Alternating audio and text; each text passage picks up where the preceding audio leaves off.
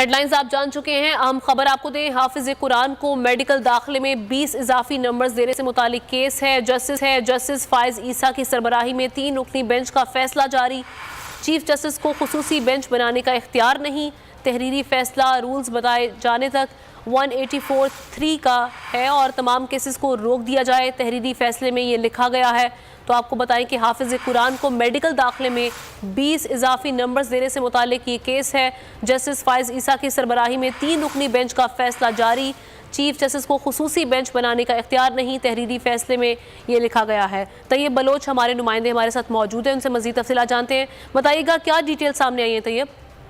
Supreme court में हाफिज कुरान को medical दाखिले में 20 इजाफी नंबर देने से मुतल्लिक केस की समाअत का जो है वो तहरीरी फैसला जारी कर दिया है। फैसला जो है जस्टिस काजी फैज ईसा ने जारी किया और फैसले में 184(3) जो आज को नोटिस का इख्तियार देने का जो है वो इख्तियार देते हैं, उससे मुतल्लिक ये फैसला बेसिकली जो है वो जारी किया गया है।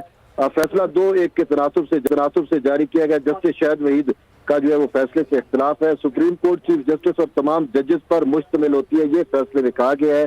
चीफ जस्टिस को खुसूसी बेंच बनाने का इख्तियार हासिल नहीं है। सुप्रीम कोर्ट ने आज को नोटिस और ऐनी अहमियत के हामिल मुकदमात पर समाअत मौखर करने का हुक्म दे दिया। 9 सफ़हात पर मुश्तमिल फैसला जस्टिस काजी फैज ईसा ने तहरीर किया।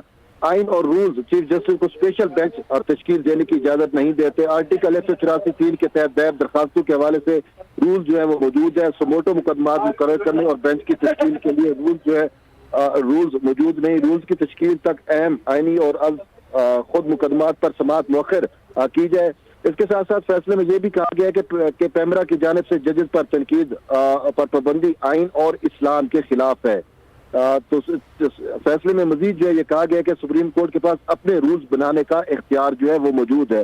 तो ये बेसिकली मामला ये है कि हाफिज कुरान को मेडिकल में इजाफी नंबर देने से मुतल्लिक अज़ को नोटिस लिया गया था, तो उस अज़ को नोटिस को डिफाइन किया गया है जस्टिस काजी फैज ईसा के इस तहरीरी फैसले में, और उन्होंने वाज़े तौर के ऊपर ये कह दिया है कि चीफ जस्टिस को इख्तियार हासिल नहीं है अज़ को नोटिस लेने का या उस हवाले से कोई बेंच की तश्कील देने का, जो ये सुप्रीम कोर्ट का बड़ा फैसला समझा जा रहा है जस्टिस काजी फैज ईसा की जानिब से। जी ठीक, शुक्रिया आपका तैयब बलोच।